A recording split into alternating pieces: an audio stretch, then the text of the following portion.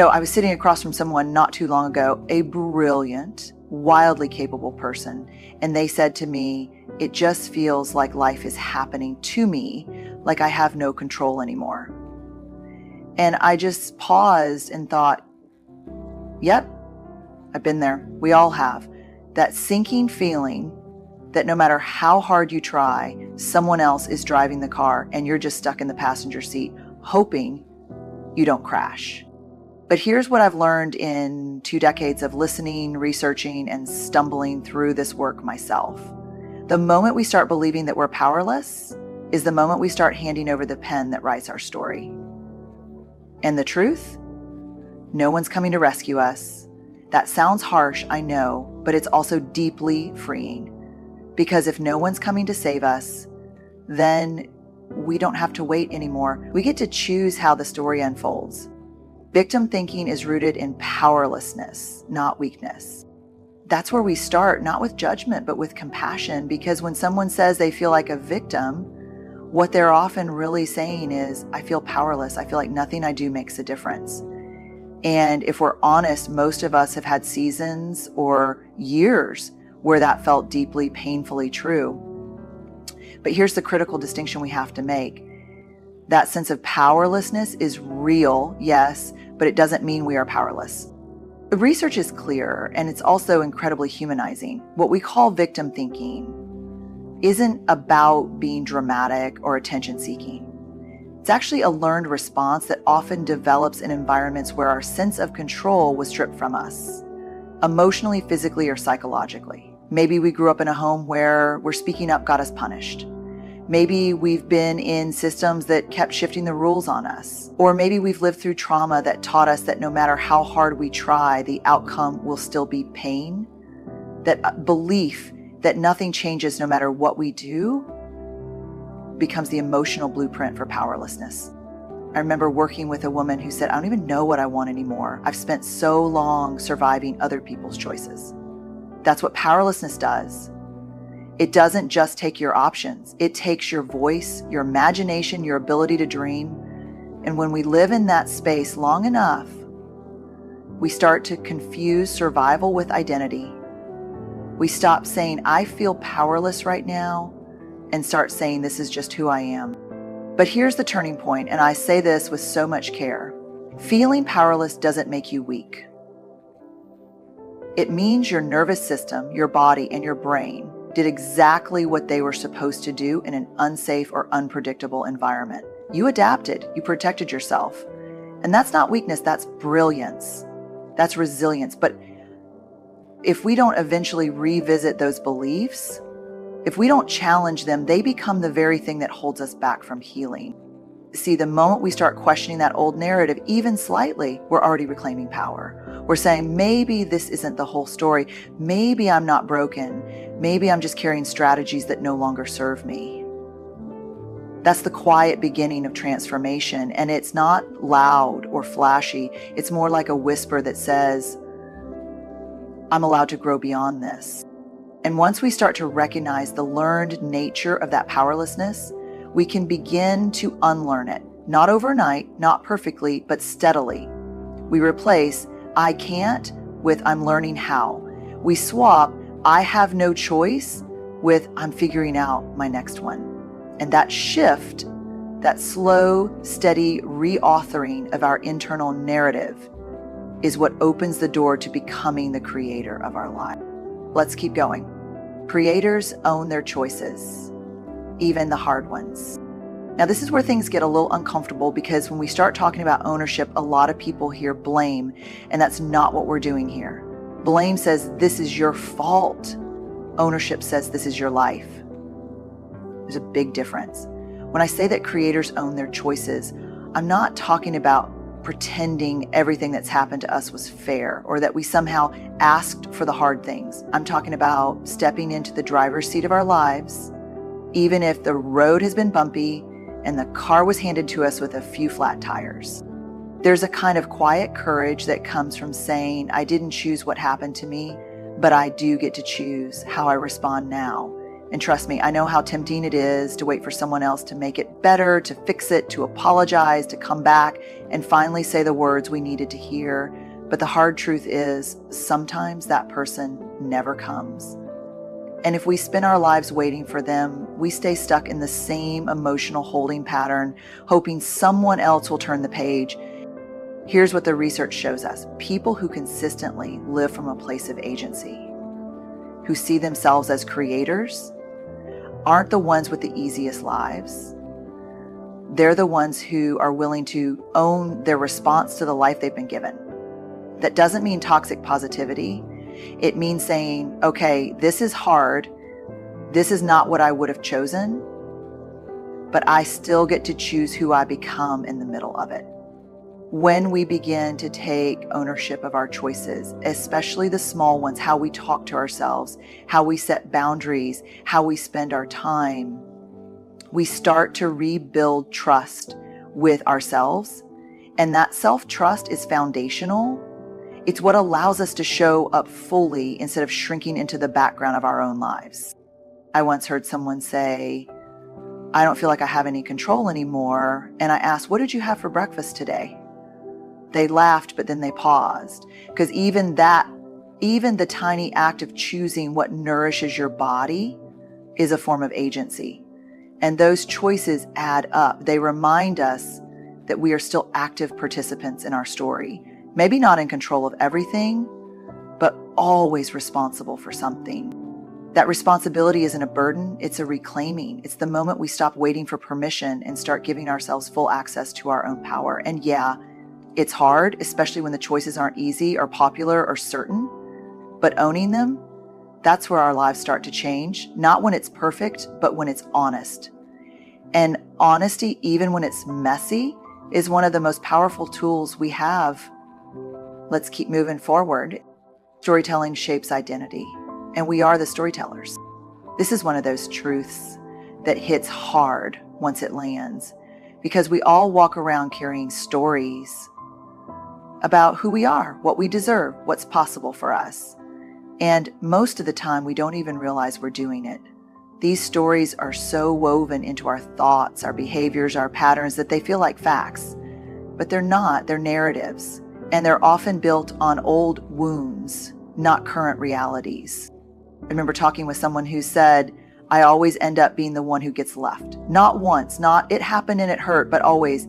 That kind of story doesn't just hurt. It defines. It becomes identity. And once we internalize that, we start unconsciously reinforcing it. We play it safe. We don't speak up. We don't fully attach or invest because deep down we're expecting to be left again. That's what unexamined stories do. They run us. Here's the thing, and it's backed by years of research and hundreds of interviews. The most resilient people are not the ones with the best circumstances. They're the ones who get curious about their stories. Instead of letting the story drive the bus, they pause and say, wait, is that actually true? Or is that just what I've come to believe after being hurt? That one question can unlock the door between who we are and who we're becoming. And listen, I'm not saying it's easy. Challenging our internal narratives takes courage, because those stories, even the painful ones, often feel safer than the unknown. But when we start shifting from I always or I never to sometimes or right now I'm learning, we create space for new identity. We stop writing ourselves into a corner and start exploring a fuller version of who we are. Language matters. It shapes our sense of self. If you constantly refer to yourself as broken, unlovable, too much, or not enough, your actions will follow. But when you start to tell a new story, not a perfect one, not a fantasy, but a true one that acknowledges your pain and your strength in the same breath, everything changes. You go from being a character who reacts to being an author who chooses. And we're not talking about rewriting history. We're talking about reclaiming authorship of what comes next. Because here's the truth, and it's simple but not easy. You are not the worst thing that's ever happened to you. You are the person who survived it and who gets to write what happens from here. Boundaries reclaim power, blame leaks it. I had to pause here because this one can be sneaky. When we're hurt, when we feel misunderstood or taken advantage of or flat out disrespected, it is so easy to reach for blame. It gives us a fast hit of certainty. It gives us something to point to, something outside ourselves to hold responsible. And for a moment, it feels good. It feels like control. But what I've seen again and again is this. Blame is a quick fix that keeps us stuck. It leaks our energy, our attention, and our power. Drop by drop, blame says, I can't move forward until they change. Boundaries say, I get to choose how I respond no matter what they do. See the difference? One keeps us in emotional debt to someone else's behavior. The other puts the power back in our hands. When I first started learning about boundaries, not just the theory, but really trying to practice them, I was shocked by how uncomfortable it felt. Saying, this doesn't work for me, or I'm not available for that, or I need some space, brought up all kinds of shame. Because for so many of us, especially if we were raised to be agreeable, likable, accommodating, boundaries can feel like rejection. But here's the truth. Boundaries are not about keeping people out. They're about keeping yourself whole. When we're stuck in victim thinking, we often confuse boundaries with blame. We think if we can just make the other person see how wrong they are or how much they hurt us or how they need to change, then we'll feel safe. But we won't, because emotional safety doesn't come from other people doing everything right. It comes from us knowing where we end and they begin. It comes from us knowing I can love you and still say no. I can care about you and still walk away if this isn't healthy. That's a level of emotional maturity that takes real work. It's not about being cold or cutting people off. It's about clarity, and clarity is kindness to them and to ourselves. When we're clear about what's okay and what's not, we don't need to lash out or collapse or spin in resentment. We act from our values instead of our wounds. And here's the beautiful hard part. Once you start setting boundaries, some people won't like it. Not because you're wrong, but because they benefited from you having none. That's not a reason to stop. That's confirmation you're growing. So instead of pouring energy into blame, trying to get someone else to feel our pain or fix our peace, we shift that energy into presence, choice, and alignment. We stop trying to control the uncontrollable, and we start standing firmly in who we are and what we allow. Let's keep going. It gets even better from here. Gratitude is the gateway to agency. Now, before your inner skeptic rolls their eyes, let me be clear. I'm not talking about some Pinterest version of gratitude. This isn't about ignoring pain or pretending everything's fine when it's not. It's not about saying at least or forcing ourselves to be cheerful when life feels like it's on fire.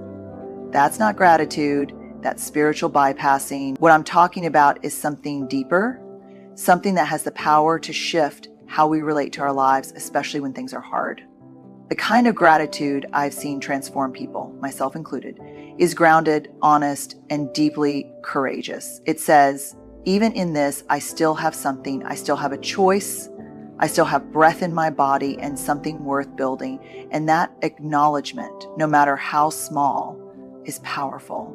Because victim thinking tells us everything is out of our hands, that life is just happening to us. But gratitude reminds us that we're still in the room. We're still part of the story. And I'll tell you what the data shows, not the fluffy Instagram quotes, but actual research. People who practice gratitude in real, consistent ways are more likely to feel hopeful, more resilient in the face of stress, and more connected to purpose. But here's what surprised me. They're also more likely to take action. That's the piece that often gets missed. Gratitude doesn't make people passive. It makes them present. And presence is what allows us to move, not from panic or shame, but from clarity. I remember sitting with someone who had just gone through a season of deep loss, the kind that guts you. And in the middle of telling me how tired they were, how disoriented and undone they felt, they said something that stuck with me, but I still have me, I'm still here. That's gratitude. Not sugar-coated, not performative, just true. And that kind of truth gives us agency, not because it fixes everything, but because it gives us a place to stand. When we can find even a flicker of gratitude for the lesson, for the breath, for the strength we didn't know we had, we interrupt the spiral that says it's all bad, it will always be this way. We step back into the creative role of our lives, not by controlling everything, but by choosing how we relate to it. That's what agency is. It's the quiet decision to keep showing up with intention, even when nothing around us is certain. And the more we practice that, the more we expand our capacity to hold the complexity of life, the beauty and the brutality, the hope and the heartbreak, and still choose to build something meaningful with it. Now let's bring it all together. So here's what I want you to remember, and not just remember, but carry. The shift from thinking like a victim to living like a creator isn't a single decision. It's a practice. It's choosing moment by moment to stop waiting for someone to rescue you and start trusting that you already have what it takes to rescue yourself. It's catching those internal narratives that say, I'm stuck, and asking, what if I'm not? It's reclaiming your power not through perfection or control, but through presence, ownership, and self-trust. You are not defined by what has happened to you. You are defined by how you rise from it, by the boundaries you set, the stories you rewrite, the small, brave choices you make when no one's watching. That is what a creator does. They don't wait for ideal conditions. They create meaning from the mess. They create healing from the hurt. They create movement even in the dark. And if there's one truth I hope you hold on to, it's this: you are not powerless. You are not broken. You are a whole human being learning to live from a place of courage instead of fear. And that is the most powerful kind of living there is.